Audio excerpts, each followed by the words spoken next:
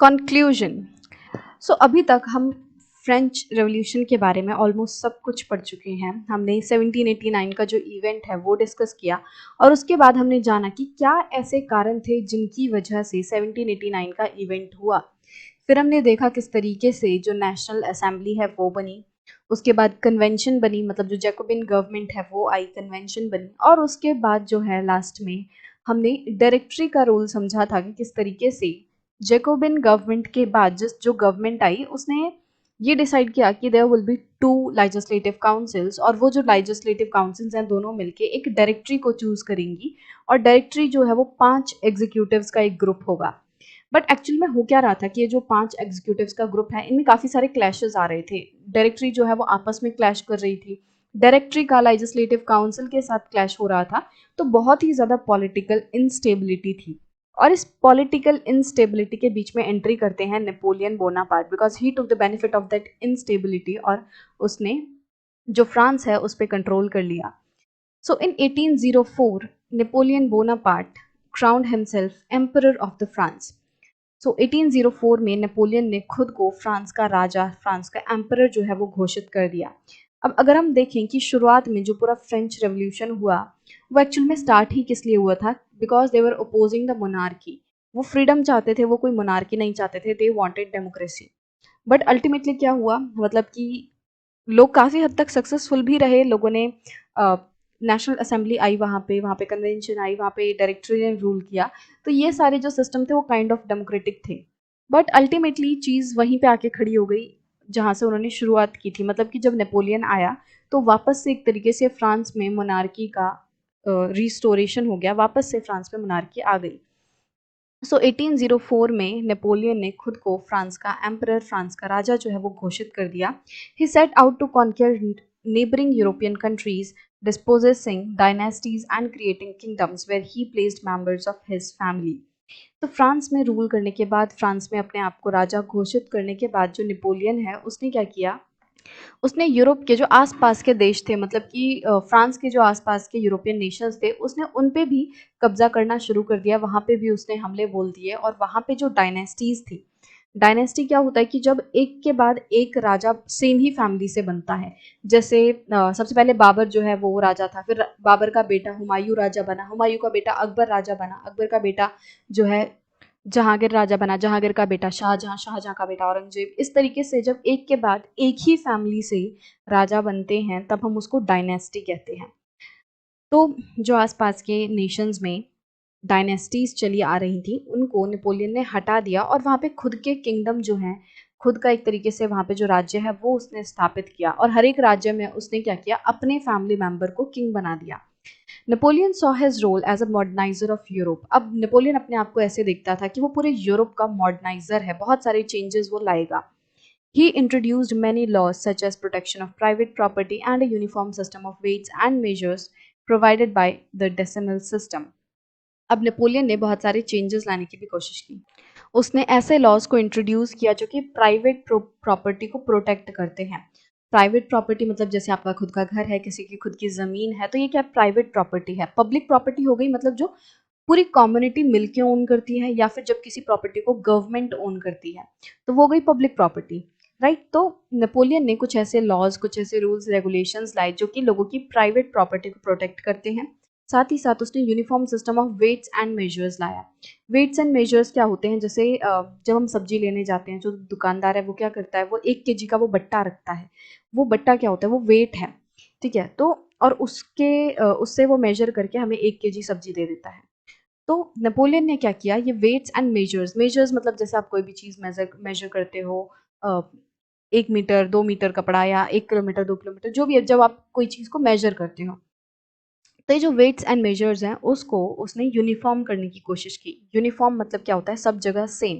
तो उसने कोशिश की कि हर जगह पे 1 kg का मतलब सेम ही हो, हर जगह 1 kg मतलब 1000 ग्राम हो।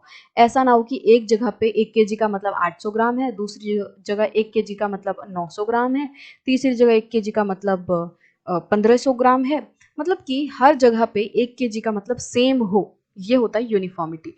तो वो उसने कोशिश की कि हर जगह सेम हो, सेम वेट, सेम मेजर्स हो, ठीक है। And provided by the decimal system, उसने जो डेसिमल सिस्टम है पॉइंट्स में जो चीज़ें होती हैं 1.5, 2.5, इन चीज़ों को भी कंसिडर किया वेट्स एंड मेजर्स में। Initially many saw Napoleon as a liberator who would bring freedom for the people. अब शुरुआत में लोगों को ऐसा लग रहा था कि जो नेपोलियन है वो एक लिबरेटर है, वो आज़ादी का समर्थन करता है, और लोगों को ये लग रहा था कि अब उन्हें भी जो आज़ादी है, फ्रीडम है, वो मिल जाएगा। But soon the Napoleonic armies came to be viewed everywhere as an invading force. But जल्द ही लोगों को ऐसा लगने लगा कि जो नेपोलियनिक आर्मीज हैं, मतलब जो नेपोलियन की आर्मीज हैं, वो एक इन्वेडिंग फोर्स हैं, वो एक तरीके से हर जगह घुसे जा रही हैं, घुसपैठ करे जा रही हैं, और उनकी लाइफ्स में प्रॉब्लम क्रिएट कर रही हैं। He was finally defeated at Waterloo in 1815, और 1815 में जो नेपोलियन है वो हार जाता है।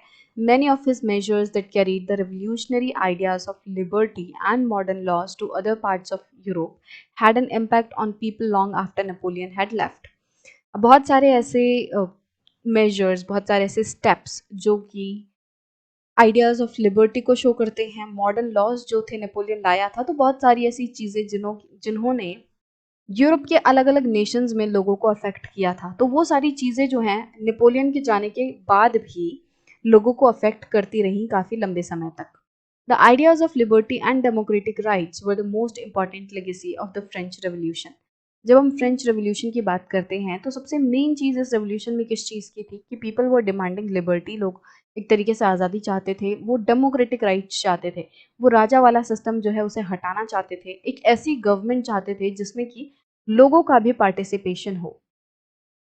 These spread from France to the rest of Europe during 19th century। अब ये जो ideas of liberty and democratic rights हैं वो फ्रांस से निकल निकल के जो यूरोप के दूसरे देश हैं वहाँ पे भी पहुँचने लगे 19th सेंचुरी तक। वे फ्यूडल सिस्टम्स वर अबॉलिश्ड, और अब जब दूसरे जगहों पे ideas of liberty and democratic rights पहुँच रहे थे, तब लोगों ने वहाँ पे जो फ्यूडल सिस्टम चल रहे थे तो उनको एबॉलिश करना शुरू कर दिया। क्योंकि फ्यूडल सिस्टम कैसा था कि मान लो यहाँ पे कोई एक पर्सन है जिसके पास बहुत बड़ी ज़मीन है, और वहाँ पे उसका एक तरीके से घर भी है, कोठी भी है, और इस पूरे ज़मीन पे वो क्या कराता है, खेती कराता है। तो ये पूरे पर्सन को, जो इस ज़मीन का, इस एरिया का ओनर है, he was called feudal Lord. और ये जो फ्यूडल लॉर्ड था वो इस ज़मीन पे काम करने के लिए किसको रखता था, पेजेंट्स को रखता था। जो थर्ड एस्टेट के लोग हैं वो इन ज़मीनों पे काम करते थे। और ये जो फ्यूडल लॉर्ड है ये एक आर्मी भी रखता था, और ये आर्मी क्या करती थी, ये आर्मी जब भी राजा को ज़रूरत होती थी, जब भी राजा चाहता था, वो फ्यूडल लॉर्ड से बोलता था कि अपनी आर्मी हमें भेज दो, हमें हेल्प करने के लिए। तो इस तरीके से एक नहीं, बहुत सारे फ्यूडल लॉर्ड्स होते थे, ठीक है, और इनके ऊपर बैठा होता था राजा, किंग, ठीक है। तो ये जो पूरा सिस्टम है इसको हम कहते हैं फ्यूडलिज्म। अब इसमें दिक्कत क्या है, इसमें ये जो सबसे नीचे काम कर रहे हैं लोग, इन ज़मीनों पे जो काम कर रहे हैं, उन पे बहुत ज़्यादा अत्याचार होता था। ये जो फ्यूडल लॉर्ड्स हैं वो उनको बहुत ही बुरे तरीके से रखते थे, उनको राइट्स नहीं थे, वो अपनी मर्जी से इस जगह को छोड़ के नहीं जा सकते थे। तो उनके ऊपर बहुत सारी रिस्ट्रिक्शंस थी, बहुत सारी प्रॉब्लम्स जो थर्ड स्टेट के लोग हैं उन्हें झेलनी पड़ती थी। तो इन सारी प्रॉब्लम्स को देखते हुए धीरे धीरे करके जो दूसरे नेशंस हैं जहाँ पे ये लिबर्टी के आइडियाज़ पहुँच रहे थे, वहाँ पे लोगों ने इस सिस्टम को, फ्यूडलिज्म के सिस्टम को एबॉलिश करना शुरू कर दिया। Colonized peoples reworked the ideas of freedom from bondage into their movements to create a sovereign nation state।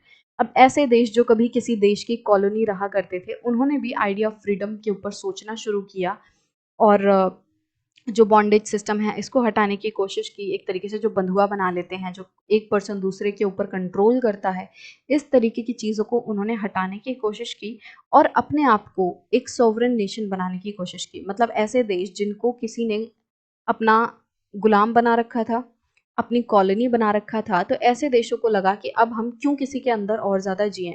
तो वो लोग भी अब ऐसी मूवमेंट स्टार्ट कर रहे थे ताकि वो अपने आप को इंडिपेंडेंट नेशन घोषित कर सकें।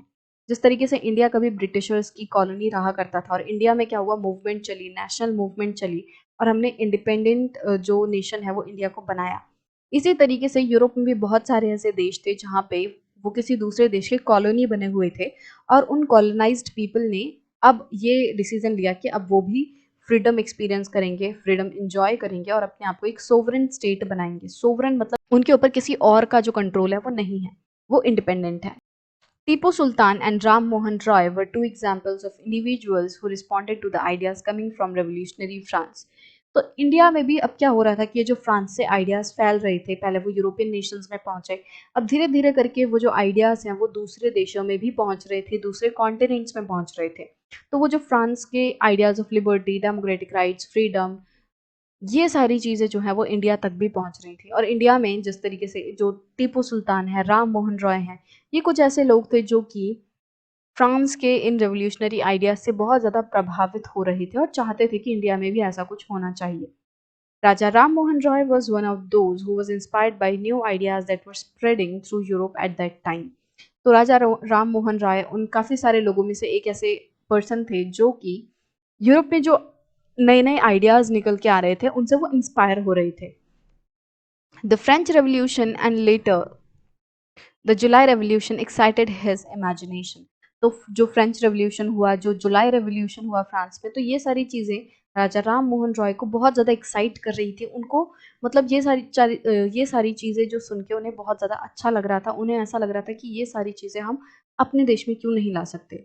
He could think and talk of nothing else when he heard of July Revolution in France in 1830.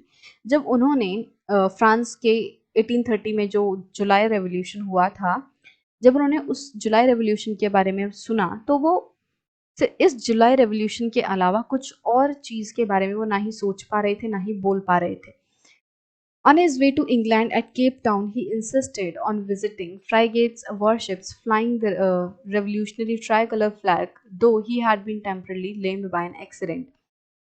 अब जब राजा राम मोहन रॉय इंग्लैंड जा रहे थे और इंग्लैंड जाते हुए रास्ते में वो केप टाउन पे रुके, तो वहाँ पे उन्होंने इंसिस्ट किया कि उन्हें वो फ्राइगेट्स देखनी है, वॉरशिप्स देखनी है. वॉरशिप मतलब ऐसे बड़े-बड़े जहाज़ जो कि लड़ाइयों में काम आते हैं, उन्हें वो देखने हैं जिस पे कि ट्राई कलर फ्लैग जो है वो लहरा रहा है. मतलब जो रेवोल्यूशनरी ट्राई कलर फ्लैग था फ्रांस का, वो लहरा रहा है, वो उन्हें देखना था. हालाँकि वो एक एक्सीडेंट की वजह से लेम हो रखे थे. लेम मतलब अ, वो चलने में उन्हें थोड़ी दिक्कत आ रही थी, उनके पाँव जो हैं वो चलने के लायक नहीं थे सही से. He was not able to walk properly. तो उसके बावजूद भी he was insisting that he wanted to see the frigates. और ये जो केप टाउन है, ये एक तरीके से साउथ अफ्रीका की एक कैपिटल है और एक पोर्ट सिटी है. तो जैसे इंडिया यहाँ पे है मान लो, तो इंडिया से इंग्लैंड जाते हुए लोग जो हैं वो ऐसे केप टाउन पे हॉल्ट करते हैं, रुकते हैं. तो यहाँ पे उन्होंने इस तरीके से इंसिस्ट किया कि he wanted to see the warships. तो बेसिकली आपको राजा राम मोहन रॉय के बारे में क्यों बताया जा रहा है, क्यों इन लोगों के बारे में बताया जा रहा है? इसलिए कि जो भी कुछ फ्रांस में हो रहा था, उससे सिर्फ़ और सिर्फ़ फ्रांस या फिर यूरोपियन नेशन ही अफ़ेक्टेड नहीं थे, बल्कि पूरे वर्ल्ड में एक तरीके से ये आइडियाज़ फैल रहे थे और इनका असर इंडिया पे भी हुआ. इंडिया के जो नेशनल मूवमेंट है, इंडिया में जो चेंजेज़ आ रहे थे, इंडिया में जो लोगों के अंदर फ्रीडम पाने की भावना है, वो किस तरीके से आई. तो ये जो आइडियाज़ है वो इंडिया के लोगों को भी अफ़ेक्ट कर रहे थे. तो वो चीज़ बेसिकली आपको बताने की कोशिश की जा रही है. So with this, we have come to the end of our chapter number 1 of class 9th history. I hope you like this video. If you do, then please give it a thumbs up, and if you're new to the channel, then please subscribe it and don't forget to press the bell icon so that you never miss an update. We'll meet in the next video with a new chapter. Bye bye.